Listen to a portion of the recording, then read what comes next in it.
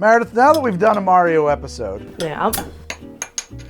I think we better drink some ginger beers and play some Super Mario Bros. I've been dying to play Super Mario Brothers. So let's have some ginger beers and fuck around with Mario today on the after party.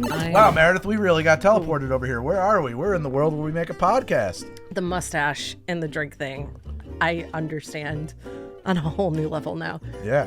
And I'm Nice. just gonna fix it. Well, that. how nice for you. Ew, it's just wet. Yeah. It's But what if you had a wife who said, don't you ever Ever take take that it off?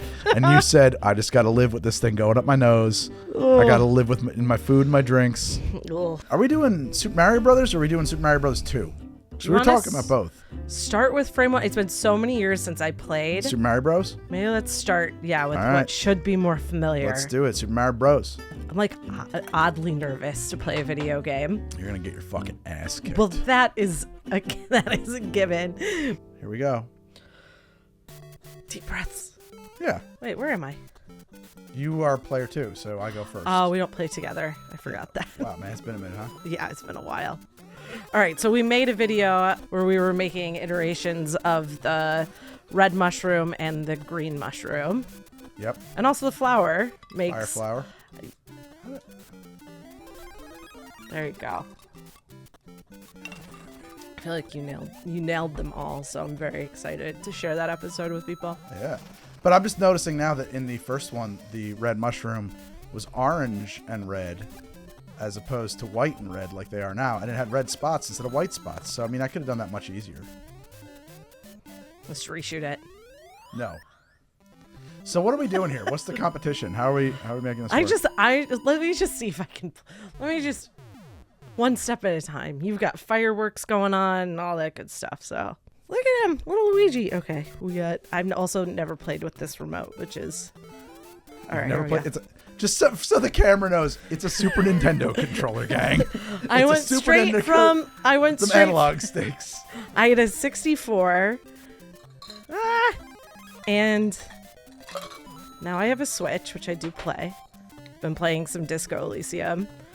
I managed to die. Is that like a thing that happens? Yeah, you or can did die. Okay, I got beat up by a dock worker. Oh yeah, he'll kill your ass. Get that! No, What are you doing? I didn't want to fall. You No! don't have the jump touch. That's the problem here. Go forward. Oh, Jesus. Woo! Close one. Man, this is just I'll like provide being commentary. a big... Luigi is in World 1, striking a coin box repeatedly for 200 points and a coin with each blow.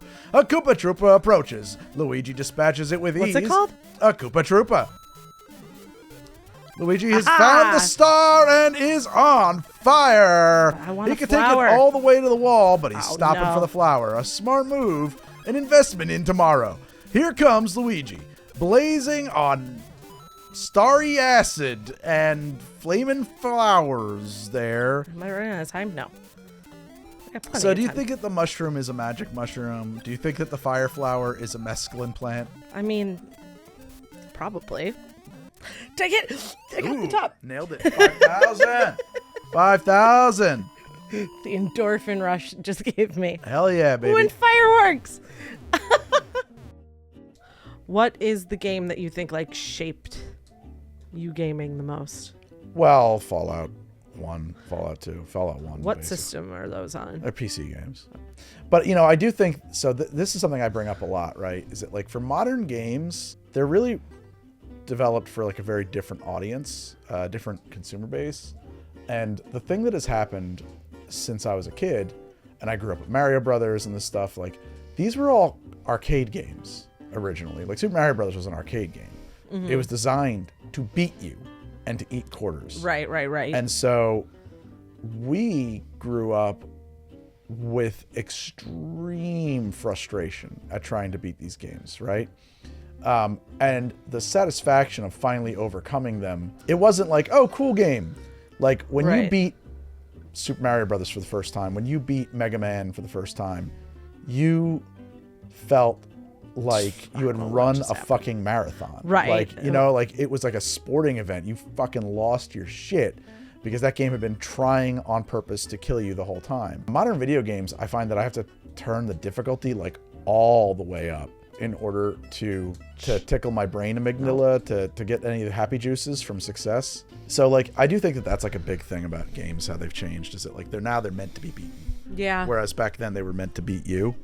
And I do think that like growing up with that fried a good portion of like the pleasure centers of my brain, where now like unless I'm doing Herculean tasks, it might be a cool story. Right. See, I could play games for the story. I know you not so much. Not much. I mean, it's very rare that I'm interested. Like Disco Elysium is like the first game that has a deep story that I was into. Yeah. I just like the idea of interacting with stories. I think like I've always had Nintendo systems and I lose interest because there's just not enough world happening. Like I'm like, okay, I'm playing fun tasks, beating levels, but like, yeah. So for story gaming, I was like real into D&D as a kid, and there's no video game that actually like you interact with the story there. You're writing the story there. In video games, like you're playing somebody else's thing. Right. You're playing somebody else's game, somebody else's story. It's a script, right? And like there might be a few branches that you can play through, but like you're on a rail. And that never really tickled that for me, except I would say there's something that I've learned the term now. It's called emergent storytelling. Okay. Where the game, by virtue of its mechanics, a story emerges. So like a perfect example of that is Dwarf Fortress, which I have not played in forever and I really want to get back to, where like there's no story, but there's all these things happening, and like in retrospect, you say, "Oh, that was the story of those dwarves that I just saw." Okay. RimWorld is an example of that. It's an emergent storytelling game. I think in its final format, Star Citizen will be. I like that. That's really cool. That's very fun for me. Some people, you might call that more like of a... You're writing your own story as you go. You're finding it. Sure. Yeah, okay. like weird things are happening that you... But you don't like you do a task and then you get the next clip like of the that. movie, Yeah, and then you nothing do a like task, that. you get the next clip of the movie. I don't like that. Yeah. I don't like that. I'd rather just watch a movie. Yeah, I think I could get into that. I like the idea of playing a movie. I'm cool with that. I was live streaming Fallout 1 or Fallout 2 once, and I was now it's like I've played them so many times. It's like we're going to try impossible things. We're going to play like an Intelligence 3 character who only uses knives, not even other melee weapons, just like crazy like cripple yourself maneuvers. And you just die and die and die and die like 300 times in a row on the same like fight that you wished you could have avoided to begin with. And then you finally get through. And like there's that is the joy of the game for me. So I feel like that's Zelda. Zelda does that for me. Yeah, Zelda can be like that. And then you get pieces of story, but it's not 50% of the game. It's mechanical. 15% of the game. Yeah. And you can run off and do quests. Like you could play that game in 1,000 different ways. I like games that tell a vaguer story, usually. I mean, there's exceptions to every rule, but I think that like let the player, it's like a big thing with like voice acting too. Like Zelda was not a voiced game forever, and now they've added voices to games, and it used to just be text. And I think that the actor in my mind does a different performance than what a lot of people do. You're much less open to other people's interpretations than like you build something up in your head, and I'm always like, oh, interesting. That's not how I saw it. Right, You're for like, sure. no, that's not how I saw it. Well, so like Fallout's a really good example for this, because like Fallout 1 and 2, there was limited voicing in the first two games. There was like a few characters that you would interact with that had pre-recorded lines of dialogue, and they had actors do them, right? And they didn't have like a lot of that, but most of the characters were like text-based, right? And so I guess you could choose to read those in any voice you wanted, but none of the voiced characters you met were silly. They were all very serious characters, right? Right. There were some silly things in the game, but there were always like jokes within the world, and then there'd be more Fallout 2 than 1. There was like random encounters where it would be like, oh, you find the Doctor Who TARDIS, or like a crashed ship from Star Trek or something like that. But like those were like meta moments that you could easily play the game and never see one of them unless you have to have like a really high luck for those to turn up. So tonally, Fallout 1 and 2 are dark. There's no pop music either. Like the whole score, you're playing that game for 50 hours and all you're hearing is oh, wow. dum, dum, dum. Like creepy air raid sirens and stuff. Like it's a spooky fucking game. And then they came out with Fallout 3, And it's very campy. Okay. It's extremely campy.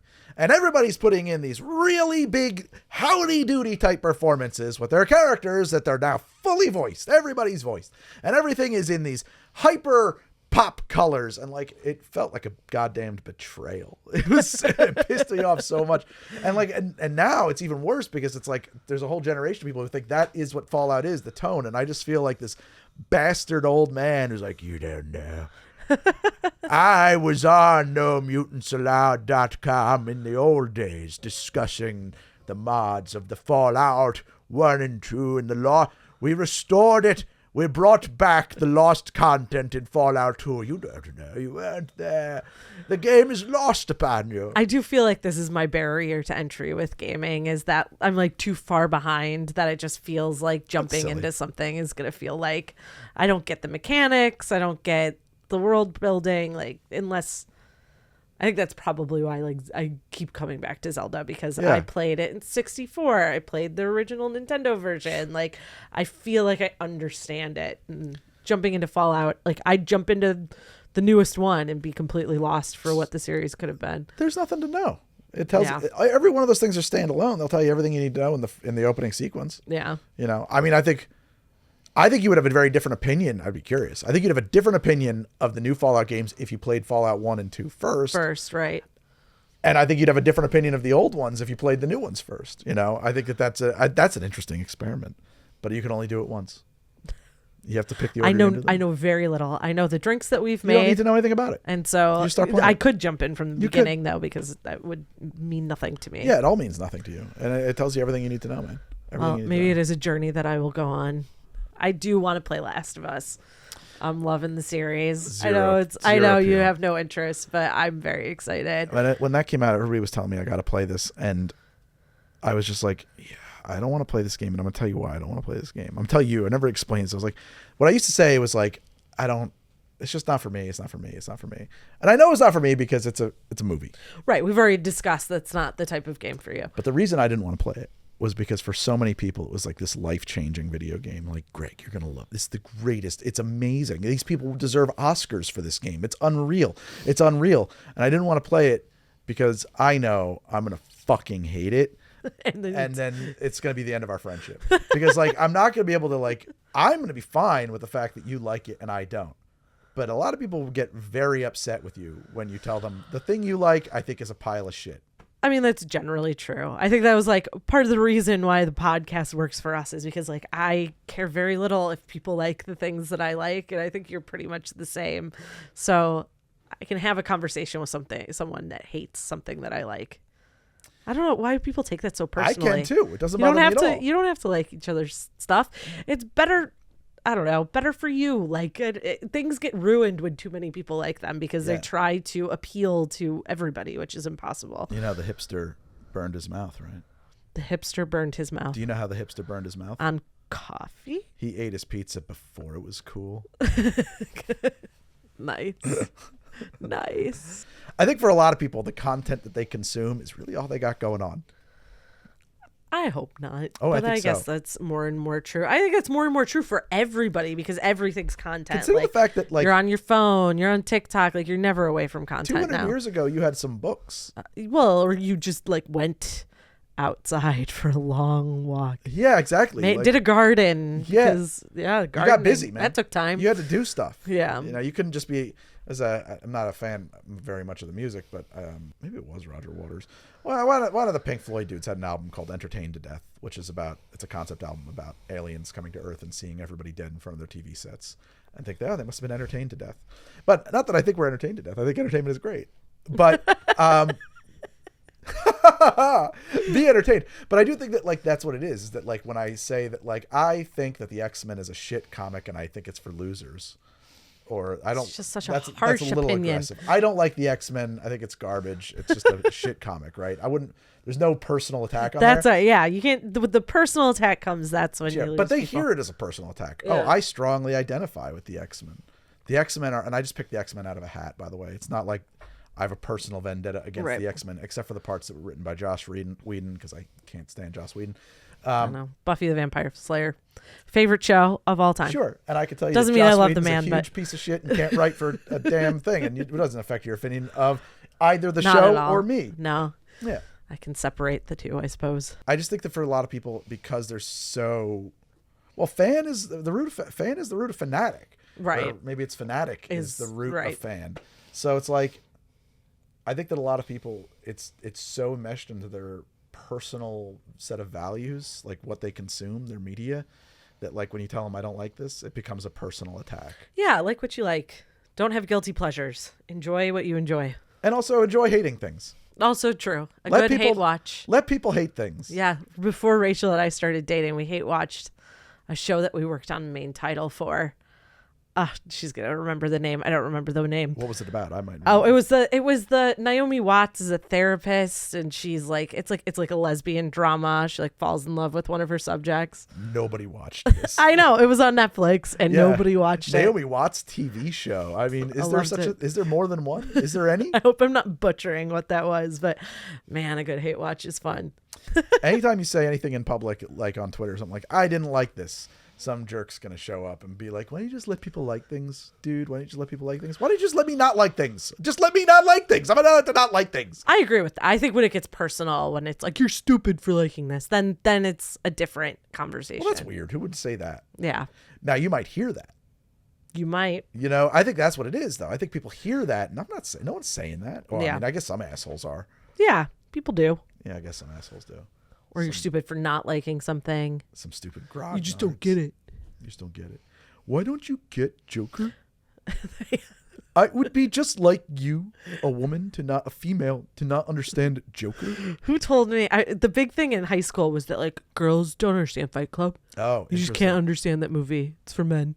That's weird. It's like, well, I like It's for gay men. Fight Club, but yeah. I mean, I didn't know it then either, but apparently it's a allegory for living a double life as a gay man, and nobody talks about Fight Club. Fight Club's not actually Fight Club. I make everything gay, and I never made Fight Club gay, so thank you for that. Yeah, it's apparently that's what it's about. It's about his struggles with all of that shit. But Fantastic. I'm going to go watch it again. yeah, but I definitely hung out with some dudes in ROTC who watched it and got Oh, the very wrong idea. wrong messaging from it. Very dangerous messaging. Yes. Do we have an after party here? We might now. Now there's a conversation. Okay. Little Mario, little competition, little conversation. Oh, prediction. Thumbs up or thumbs down on the movie? There's a movie coming out. If it does what Lego Movie did successfully, I say thumbs up. I never saw that. Was it good? Yeah, it's good. It does the nostalgia. It adds enough story. I think now it's gone off in all different directions. For kids, it's really fun. For adults, I don't know how much, but I'm going to give it a solid, like, Your estimate? halfway in between. Okay. A solid northeast. Sure. Go for that. Go for that. I would say you're on like a 30-degree trajectory is what I'm thinking there. You know, like it's not dead flat, not 45, right. but like 30, you know, Yeah. 30. I can't imagine that movie being anything but garbage. Like I can't imagine a world in which that's possible. Sure. Conversely, perversely, I hope that the director feels that way too, because then, and all of the people involved in it, they don't. They're heavily invested in it. But in my fantasy world, they feel like they've got nothing to lose. This movie can't possibly be good. Let's do some weird shit in it. Yeah. That's what I miss. Weird shit. Yeah, like I've been on a quest to recover all the lost weird shit that I used to see on TV. And I think it's like there's this thing that happens when there's not enough money involved and all right, this isn't going to be great. Like we have no chance of this being an amazing movie. Sure. So you just there's low expectations. You get to do whatever you want. Well, I read in an article somewhere. I'm gonna be that asshole. I don't remember where it was. No, what makes that an asshole? That's fine. You can read articles. Yeah, I know, but who like, told you reading was bad? It's not about the reading. It's about not knowing where this information came from, and it's not like information can be untrue. But apparently, they're going to be making, like, with the success of stuff like Cocaine Bear and Everything Everywhere All at Once. It's sort of out there. There's a lot of studios like clamoring to make just some like weird shit. Oh, okay. Which great. Make weird shit. Weirder shit is good. Yeah, we've been just like living in the But Marvel like low universe. budget weird shit. So Cocaine Bear, well, I don't know what the budget was on that, but Everything Everywhere at Once is not like, we're not talking like Marvel budgets. We're not talking like shoestring budgets either necessarily. But like, where's the if Return of those the are Living Dead? successful, they will push those budgets down, or they will allow people to make movies hoping that they get a hit. Hopefully. Thank you so much for hanging out with us on this after party, guys. We had a lot of fun doing stuff. This is kind of like what the podcast is like. If you want to check that out over at Midnight Local, wherever you want to get your podcasts. And coming out Monday the 13th. Oh yeah, so is this? This is the week before. No, but this is coming out weeks from now. Oh right, we're in YouTube time. We're in so the yes, future. the podcast is past in this future. Yes, in this Back timeline. to the future. So check out the podcast over at Midnight Local or wherever you get your podcasts. We'll put a link up there in the corner, and we'll see you guys next time on How to Drink.